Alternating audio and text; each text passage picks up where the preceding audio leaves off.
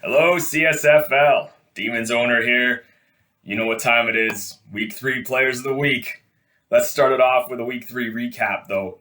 We have two 3-0 teams left after the Dragons won convincingly over the Wildcats, 31-21.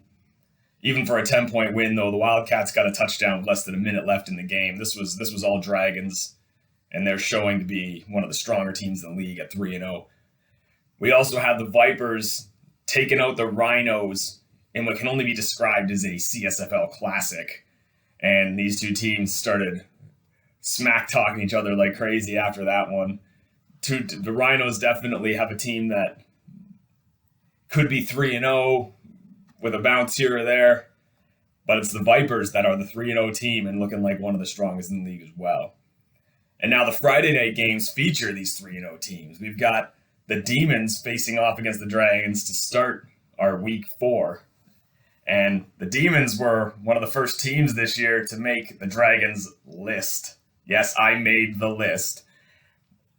But the Dragons also complimented my good looks by calling me Tony Stark, so can't really get too mad at them. I'm still going to take them down a notch on Friday, but it's all good. We also have the Vipers and the Cobras in what has been known as the Snake Bowl. And I think we need to start talking about these Cobras. Derek Albright, 2-0 since they've put him in, and he's looking good. Derek Albright has been solid for these Cobras, but the Vipers look like they're ready to get back to the championship and finish the deal this year. We'll see how that one goes. I'm looking forward to both of those games on Friday night. So let's get into quarterback of the week. And there were a lot of good options this week. Gene Ingram of the Scorpions had a good day. Eric Reeves from the Blue Jays. Eric Watson from the Demons. Now, Reeves and Watson both lost their games, but they had great days. Reeves threw 5 touchdowns. Watson had 15 straight completions in his game. But I narrowed it down to Corey Moore of the Vipers and Derek Albright of the Cobras. And I went with Derek Albright as quarterback of the week. And the deciding factor was just the completion percentage in this one and the ability to stay clutch throughout the game. Derek Albright finished 18 of 22, 81% completion percentage, 346 yards and 4 touchdowns in what was a back and forth game over the Demons. But Derek Albright, he stalled on the goal line on a couple drives, but that was about it. The rest of the time, this guy was on fire, leading his team to the win. Derek Albright is your quarterback of the week. Now for offensive player of the week. As usual in the CSFL, we've had some outstanding players put up some just insane numbers. Charles Hackett from the Cobras, 177 yards and 23 carries, 2 touchdowns. Barry Perkins of the Dragons had a 9-catch day and 3 touchdowns. Phil Clemens was up to his usual tricks there, 134 yards, touchdown, 2 receiving touchdowns as well.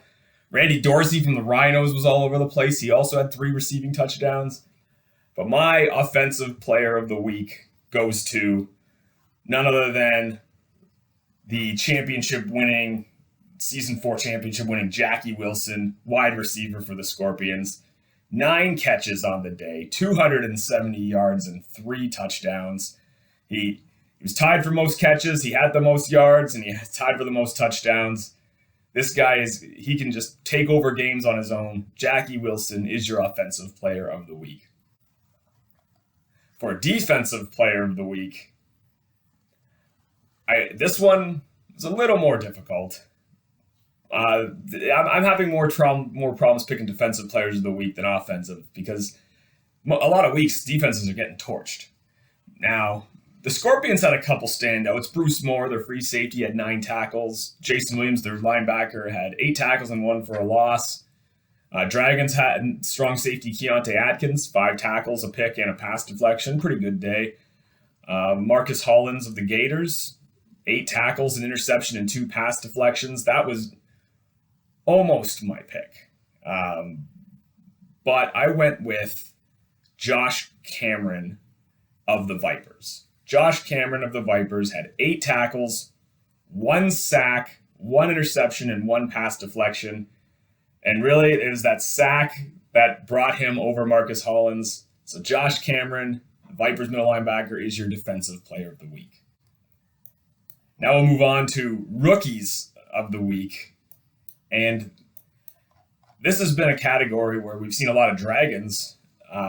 Todd Kidd and Travis Stovall seem to be weekly names that are popping up.